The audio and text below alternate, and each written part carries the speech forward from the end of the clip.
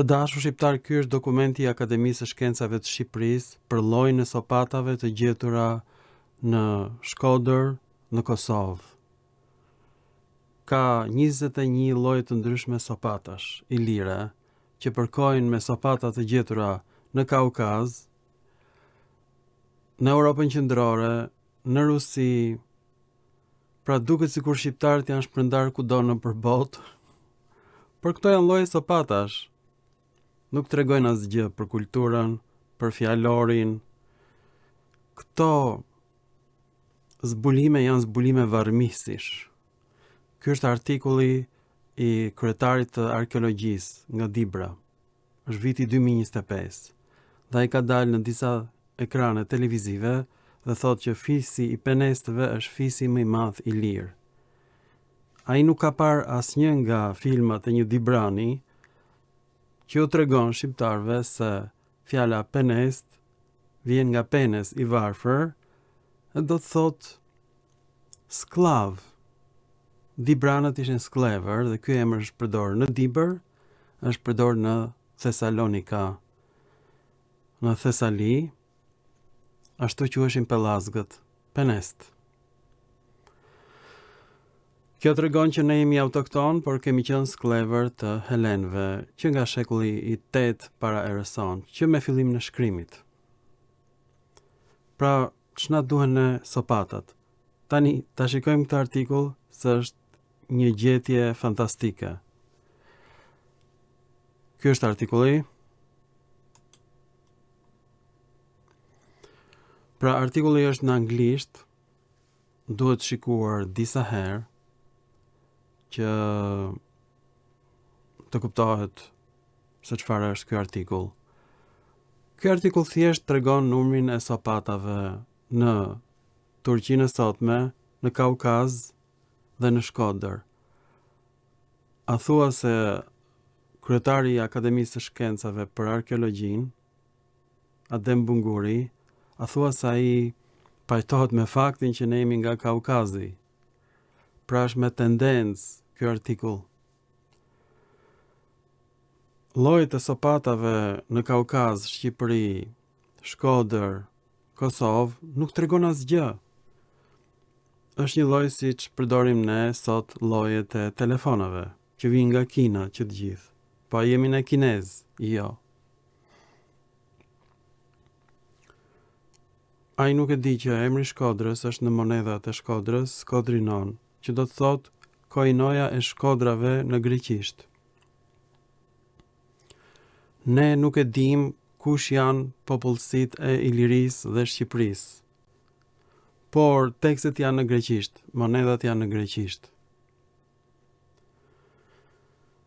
Pra, ai ka mbledhur 21 lloje sopatash me mira modele dhe ky person është një varrëmihës me një kazme. Ai shkon dhe gërmon dhe gjen sopata të ndryshme. Në Kaukaz, në Shqipëri, në Kosovë. Ky është kryetari i arkeologjisë dhe ky ka qenë dhe ky do mbetet. Sot është nga Penesteia, Dibra, që ka kuptimin bleta, personazh biblik, i vendosur nga grekët. Ky është Dibra. Dhe ai se di. Nuk e di që penest do thot sklever. Pra, ç'na duhen neve llojet e sopatave ilire? Këtë ka bërë Akademia e Shkencave të Shqipërisë. Mbledh sopata, mbledh lopata, mbledh gur, me mbishkrime greke, monedha me mbishkrime greke dhe thot që janë ilirë në çdo artikull. Merren emra grek dhe shqipërohen. Merret Genthios, mbret i lirë dhe bëhet Genti. Ç'kuptim ka kjo? Pra ju po shikoni në Belsh, në Zhulim, në Tërbaç, emra slav që të gjithë, emrat e fshatrave shqiptare, dhe në Lisus, emër grek, në Lezhë, Aulon, emër grek, Vlorë, Antigona, emri i Gjirokastrës, grek, çdo emër është grek. Edhe Koinon, Skodrinon është grek. Pra, Teorikisht, ilirët flisnin greqisht. Pra, a i thot, zona e Kaukazit në Ukrainë, zona e Anatolias në Turqi, lloji sopatash. Dhe kjo përkon me llojin e sopatave në Shkodër. Lexojeni me vëmendje, do të merroheni. Akademia e Shkencave të Shqipërisë nuk ka përkthyer asnjë tekst të vetëm ilir, sepse janë të gjitha greke. Nuk është e vështirë për t'i përkthyer, por nuk duan. Tregojnë vetëm lloj sopatash. Sepse po të thuash se çfarë është në mbishkrimin e sopatës në greqisht, ti duhet heqësh dorë si kryetar i arkeologjisë. Pra ne nuk duhet kemi arkeologji. Duhet t'u dorëzojmë të gjitha këto objekte Greqisë. Greqia nuk do objektet, nuk do gurët, nuk do sopatat. Lufta për ekzistencë, darvinizmi shoqëror. Greqia do Shqipërinë dhe Kosovën dhe Dalmacinë. Kudo ku janë gjetur mbishkrime greke, Greqia e përdor si një lloj dokumenti, në turqisht tapi e tokës. Pra, ne I kemi bërë himariotët me tokë. Toka ishte e perandorisë turke. Kryeministri shqiptar I puth në ball grekët minoritar ose të ashtu quajtur grek, sepse janë arvanitas të helenizuar që duan bashkimin me Greqinë dhe ju jep atyre tokë. Ndoshta ky është filmi im I fundit përpara se sa Greqia ta pushtojë Shqipërinë. Pra ekonomikisht Greqia e ka marrë Shqipërinë. Ju s'dini që fare. Dhe këta të çmendur, këta arkeolog mbledhin sopata me variante të ndryshme dhe nuk shikojnë se çfarë po bëhet në Shqipëri. Greqia po I përdor këto sopata për të na rënë neve në kokë me sopata ilire. Greqia ne po na vret me sopatat tona të gjetura në Kosovë dhe në Shqipëri. Ç'kuptim ka kjo numri I sopatave me mbishkrime greke?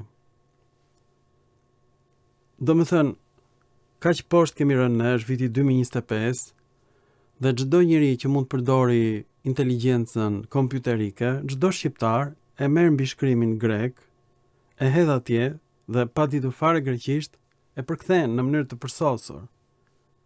Më mirë se sa përkthyesit. Tani, gjëja më e tmerrshme që ka ndodhur është kjo. Praktikisht, ky Dibran Imier nuk di anglisht.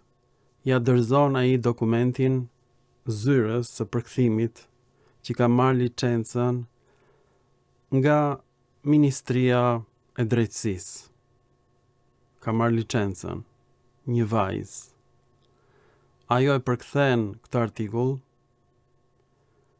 dhe në fund fare ky artikull ka gabime drejtshkrimore në anglisht. Emri I Shqipërisë, Albania, në anglisht është shkruar Albani. Ky është përkthimi që është bërë në anglisht I artikullit për sopatat ilire. Akademikët mblidhen në përmbledhje të ndryshme në podrumet e akademisë. Janë 223.000 objekte greke. Ne themi janë ilire.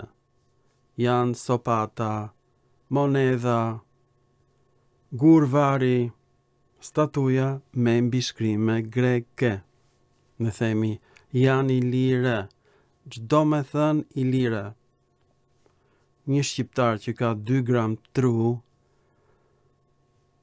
po t'ishin këto mbishkrime turke gjatë pushtimit turk, a do quheshin shqiptare? Janë mbishkrime turke.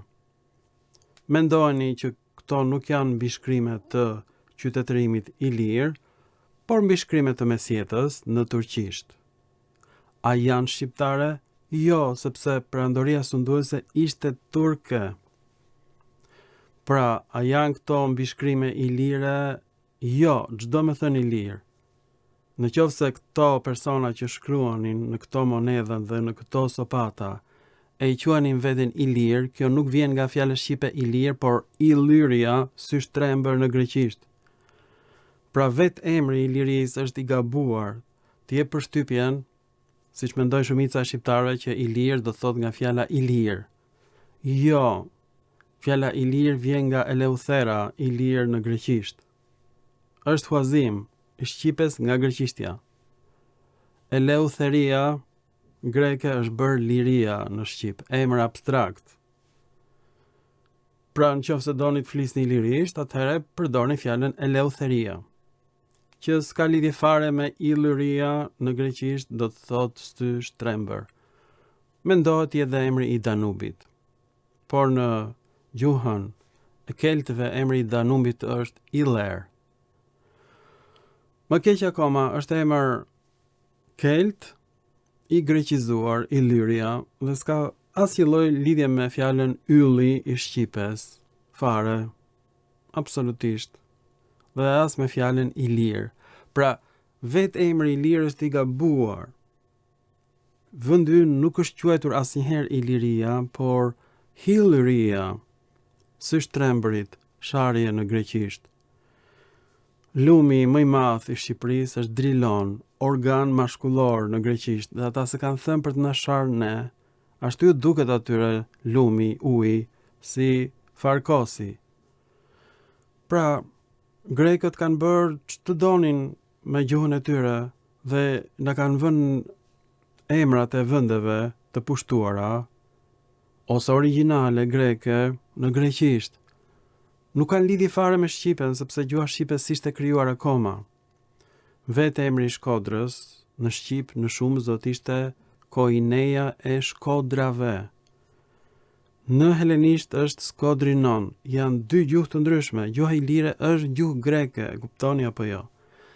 Të gjitha mbishkrimet e gjetura në Dalmaci, Kroaci, Panoni, Hungaria e sotme, madje edhe në Daki, Rumania, Maqedoni, Kosovë, të gjitha janë mbishkrime greke. Pra, është gjetur në Torovic, është emër slav. Çidhna është emër slav, janë të gjitha këto vende në Dibër, sepse në Dibër pra fliten dialekte bullgare. Unë jam dibran, kam lindur në Dibër dhe i kuptoj këto fjalë sepse kështu flasin bullgarët. Emrat e fshatrave, qyteteve në Dibër janë bullgare, të gjitha janë slave. Emrat e qyteteve, Penesteia, Sklavëria, janë greke. Ku është gjuha shqipe këtu?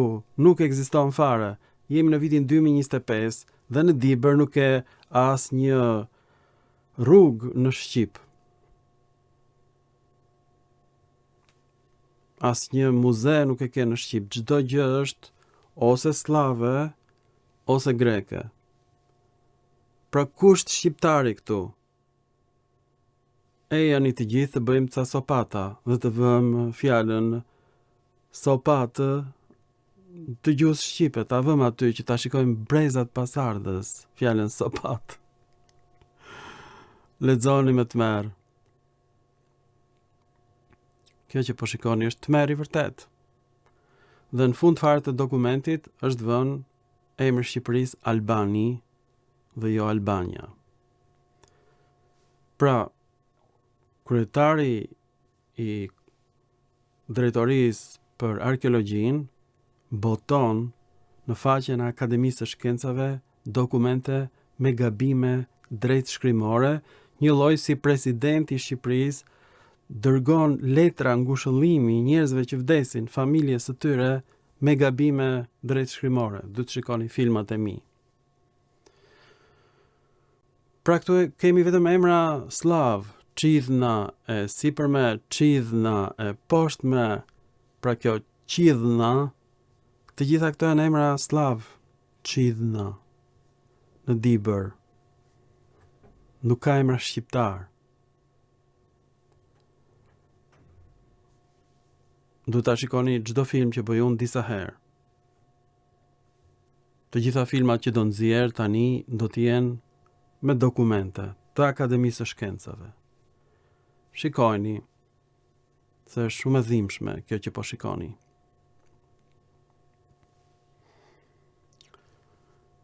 Për shembull, fjali kosharisht.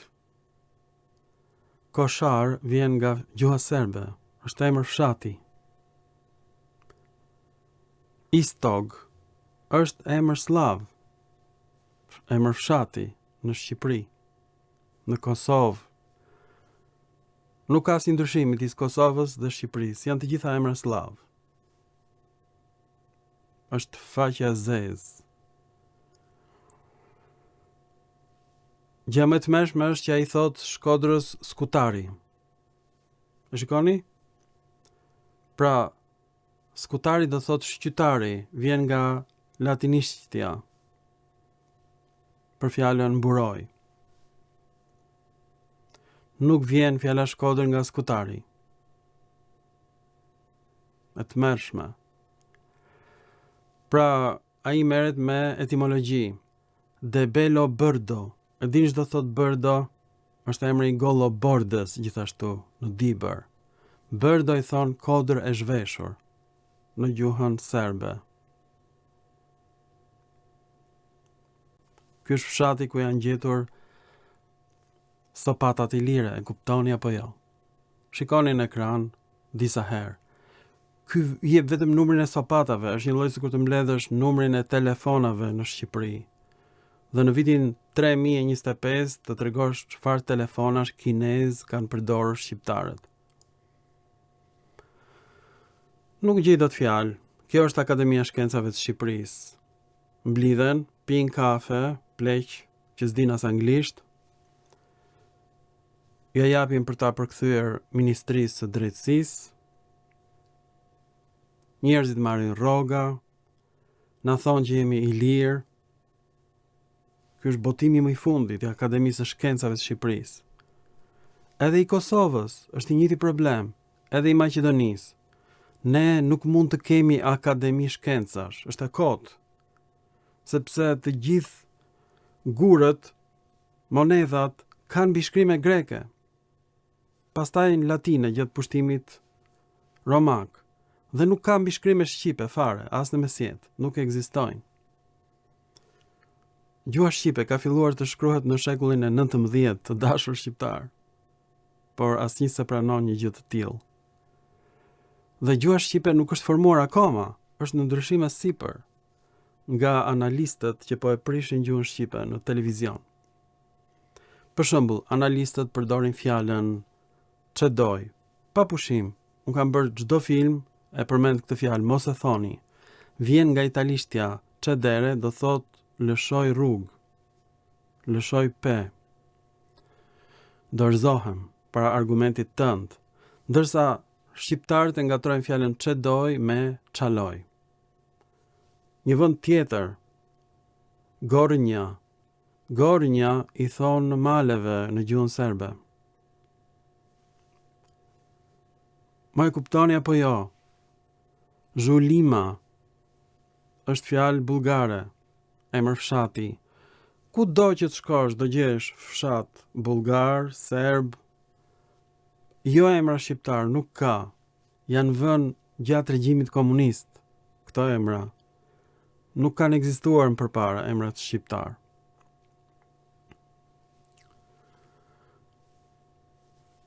Kjo është Akademia e Shkencave, pra ne nuk mund të kemi Akademi Shkencash, është e kotë.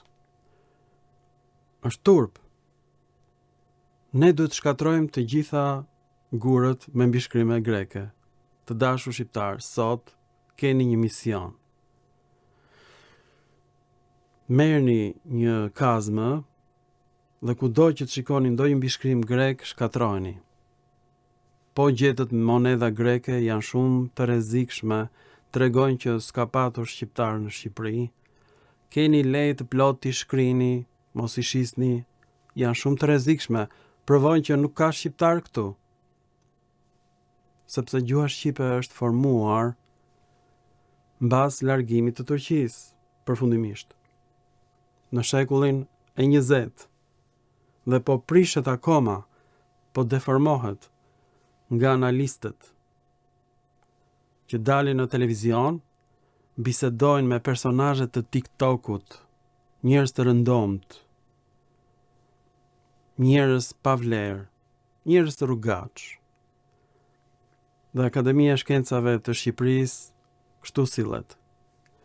Pra, këto gazetarë dalin në televizion dhe thonë personazhit të TikTokut na suspendove, do më thënë na le në pritje.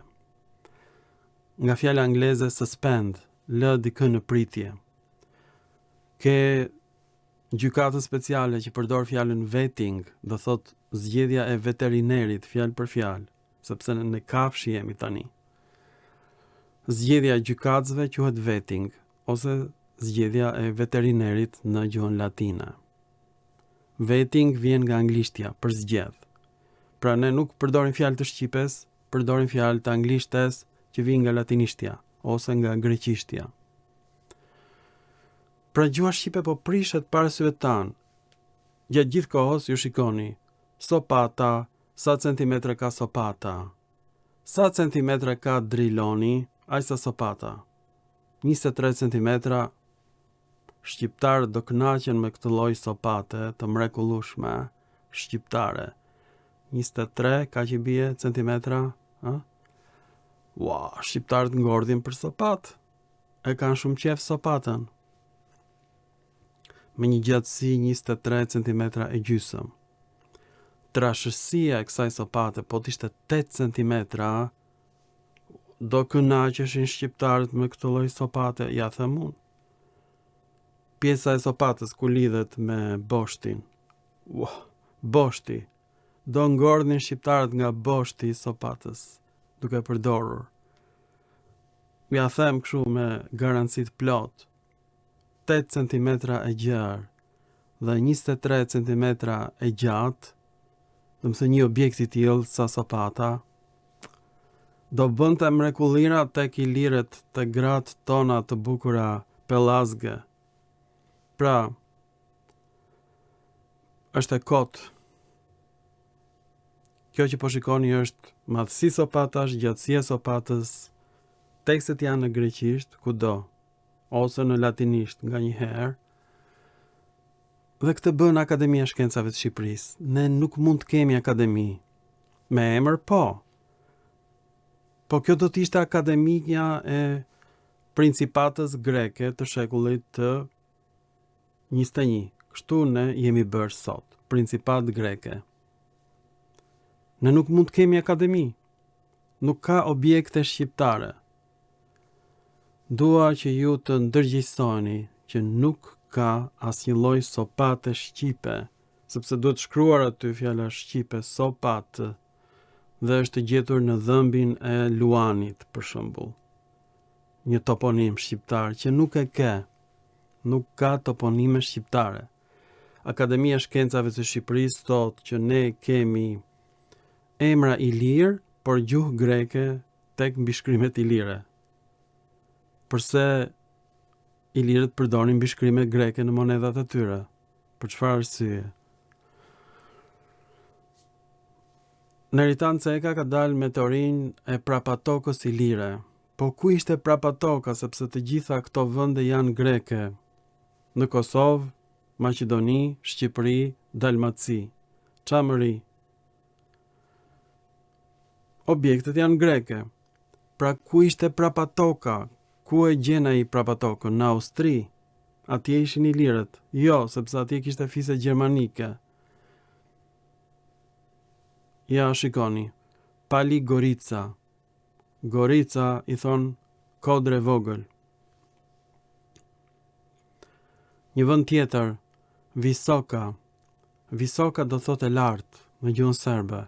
Pra ke toponime në Kosovë me emra serb, sepse kosovarët janë shumë pellazg. Pajtohen me çdo lloj toponimi, mjafton të heqin toponimet dhe emrat musliman, sepse ajo po i mërzit kosovarët dhe s'po i lë që të zhvillohen nga ana intelektuale, emrat musliman. Pra ne as fen ton nuk e kemi, çdo gjë kemi të huaj. Pra, ne nuk kemi identitet shqiptar, s'kemi as zotin ton, as fen ton, as sopatat tona nuk i kemi. Ne kemi vetëm mjalt, atë prodhojmë ne, asgjë tjetër. Të gjitha këto janë emra serb. Nga fillimi në fund. Është shumë e tmerrshme. Në fakt është një emër shqiptar, pishkash.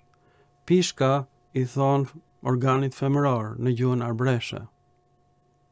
Edhe në serbisht është emër përkëdhelës për organin femëror. E gjetëm toponim shqiptar o serb, pishka. Sa e bukur që ka nevojë për një objekt të ngjashëm me sopatën, 23 cm të gjatë dhe 8 cm të gjerë, do kënaqen shqiptarët pellazgët e bukura tona. Shikoni me vëmendje se si ky dokument përfundon me gabime drejt shkrimore në anglisht. Fjala Shqipëri shkruhet Albani dhe jo Albania. Është e tmerrshme, ta shikojmë bashk deri në fund. Pra i tregon numrin e sopatave në Rumani, në Hungari, në Kroaci, në Serbi, në Bosnjë. Thjesht sopata, asgjë tjetër. Nuk tregon se çfarë shkruhet atje, janë bishkrime greke, që të gjitha. Që janë këto ilirizma?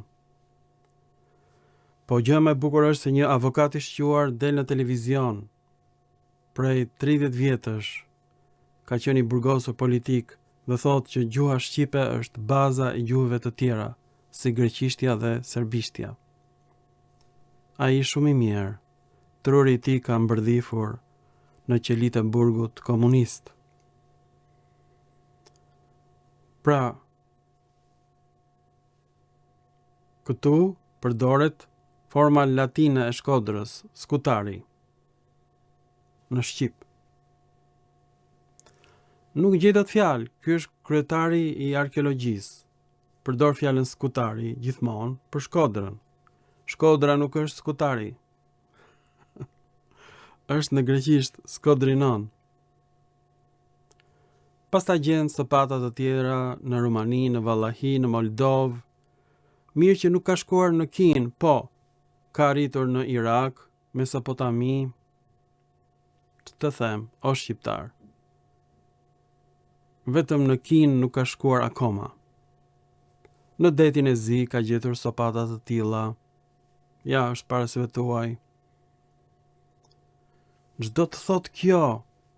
Prandaj dhe shqiptarët thonë që gjuha shqipe është baza e gjuhëve të tjera, sepse shikojnë sopatat të ngjashme të gjetura në Iliri, në detin e Zi, në Kroaci, në Rumani,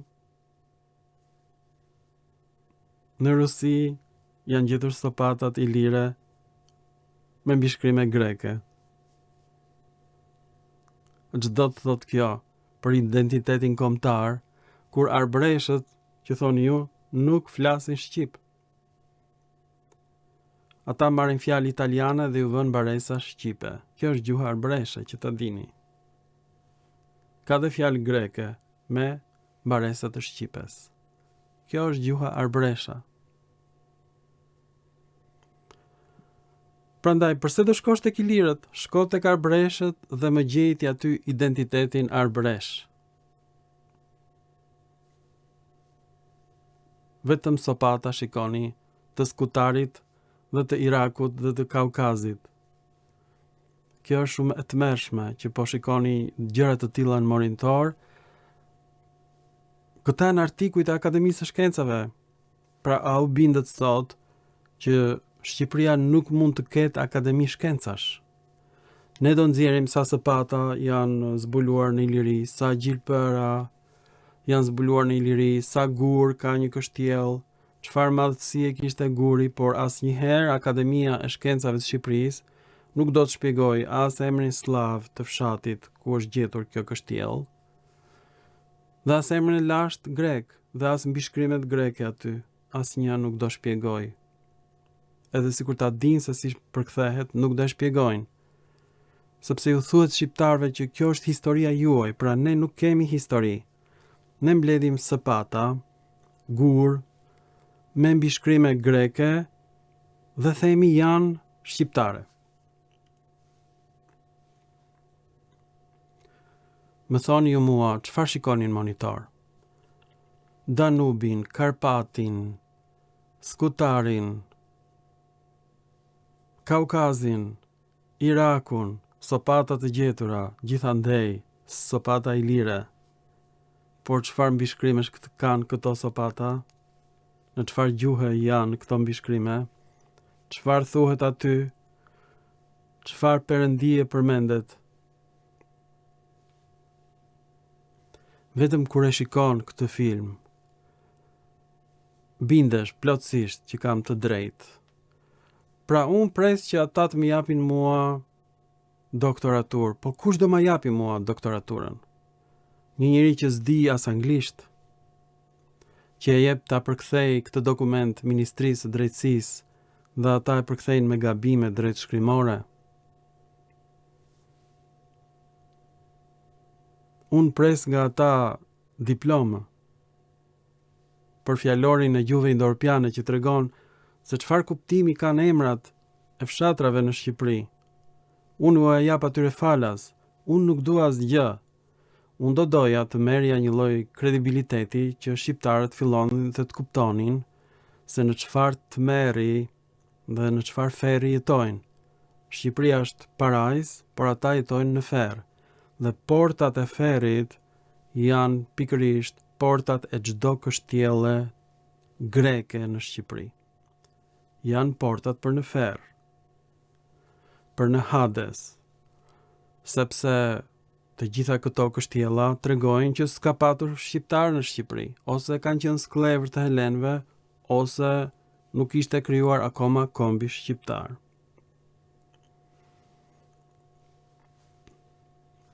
Vetëm lloji sopatash, lexoni. List sopatash, list thikash, list gjilpërash. Do t'i shikoni të gjitha filmat e mi, do të merroni çfarë është arkeologjia në Shqipëri. Është një varrezë gjigande greke. Kjo është arkeologjia jonë dhe arkeologët tanë janë varmihës, gërmojnë.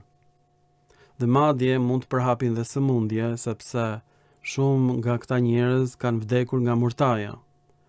Dhe viruset nuk vdesin, por mbështillen në një cip të padepërtueshme nga elementet atmosferik dhe në momentin që mbien në kontakt me gjakun e njerëzit, po të patë ndonjë prerje, këto viruse aktivizohen prap. Prandaj shumë njerëz që kanë punuar në piramidat e Egjiptit, krejt papritur janë sëmurur, kanë vdekur, sepse kanë ringjallur viruse të lashta, të varrosura bashkë me kufomat, më shumë se 3000 vjet më parë. Dhe e njëjta gjë ndodhe në Shqipëri. Tani shikoni me vëmendje këtë pjesë të filmit këtu kur ai flet për kodin gjenetik të shqiptarëve të gjetur në Shkodër. Kjo është gjë më e tmerrshme që Akademia e Shkencave të Shqipërisë i ka inkurajuar shqiptarët të japin gjakun për analiza gjenetike. Këto analiza, shikoni, janë përdorur nga bankat perëndimore për të gjetur se çfarë sëmundjesh keni ju gjenetike për të vlerësuar koston e kredisë për ju. Dhe nëse ju keni sëmundje të rënda, të trashëgueshme, do paguani më shumë për këstin e huas nga banka. Dhe ju ka inkurajuar Akademia e Shkencave të Shqipërisë të jepni gjakun, që nuk e bën njeri. Udhëheqësit e sotëm madje udhëtojnë me një oturak portativ dhe mbledhin mjaltin e udhëheqësit, rojet e tij, bodyguardët, sepse kanë frikë se mos zbulohet kodi gjenetik dhe sëmundjet e udhëheqësit. Shqiptari jep gjakun, jo mjaltin, por jepni ore pak mjalt në një kavanoz, jo gjakun. që ata që përpiqen të marrin kodin tuaj gjenetik ta nuhasin atë kodin tuaj gjenetik, erën e mjaltit. Ju jepni gjakun, more, jeni në vete nga mend e kokës. Pra këto janë konkluzionet. Janë 21 lloje sopatash. Ky ishte paragrafi i parë dhe është përsëritur 36 herë. Dhe është përsëritur 24 herë Turqia, Iraku, Ukraina, Moldova, Danubi, Bosnia, Shqipëria, Malizi, ku janë gjetur këto sopata. Dhe duket si artikull i gjatë, por është i njëjti paragraf, është si puna e lopës që përtyp dhe ripërtyp barin. Por është një grusht bar dhe lopa e përtyp për 4 orë, e vjell prap e përtyp në gojë. Dhe këtë bëjnë akademikët tanë. E të mërshme, ripërtypin atë ushqimin nga stomaku si lopa. Të njëjtat paragraf, 21 lloje boshtesh, 21 lloje sopatash, 23 cm e gjatë, 8 cm e gjerë, përsëri, Moldova, Shqipëria, Karpati, Danubi, përsëritet, Anatolia, Turqia, Iraku, përsëritet, çdo gjë përsëritet, është i njëjti paragraf, është i njëjti brum i marrë nga kënde të ndryshme, ti të duket sikur ke bërë 21 bukë, por është vetëm një bukë e keqe, me miell të mykur. Përsëriten të njëjtat gjëra në çdo paragraf. Pra shikoni këtë film. Shikoni dhe kuptoni që ne nuk kemi akademi shkencash. Është e kohët që ju ankoheni. Ne nuk mund të kemi akademi shkencash. Prap, emrat Çidhna, Dobelbordo, Skutari, Tërbaçi, Malizi, Sarajevo, Kavaja, emra fshatrash, qytetesh, slavo, greke, kodi gjenetik i shqiptarëve i vjedhur, sepse shqiptarët vetë dorëzojnë gjakun për zbulimin e paraardhësve të tyre në vend që të përkthejnë mbi shkrimet në sopata. Përsëri, e njëjta gjë, Kaukazi, Shqipëria, Anatolia, Karpati, përsëriten, nuk ka nevojë të dish anglisht dhe këtu është gabimi. Ministria e Drejtësisë, Albani. Ja, këto e keni para syve tuaj. Ju faleminderit për vëmendjen dhe mirupafshim në filma të tjerë shkencor.